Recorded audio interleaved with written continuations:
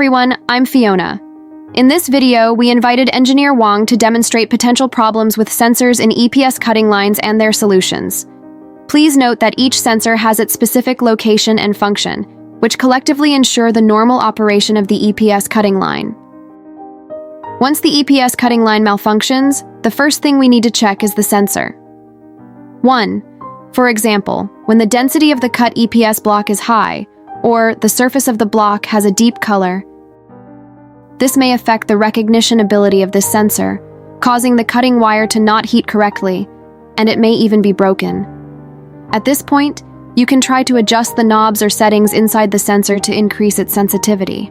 At the same time, keeping the sensor's detection surface clean is very important, which helps to ensure the normal operation of the sensor. 2. If the cutting wire is broken under rapid pulling, it is most likely due to the low sensitivity of the sensor. The same measures mentioned above can be taken. 3. All sensors need to work at specific locations and distances. If the sensor position is offset due to reasons such as bracket deformation, it may trigger an inverter alarm.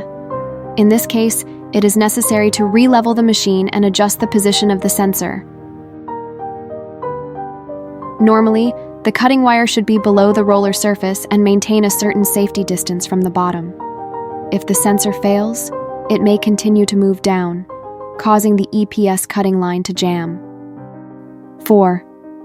If the sensor is too far from the block, the cutting wires may stop working halfway through cutting the block.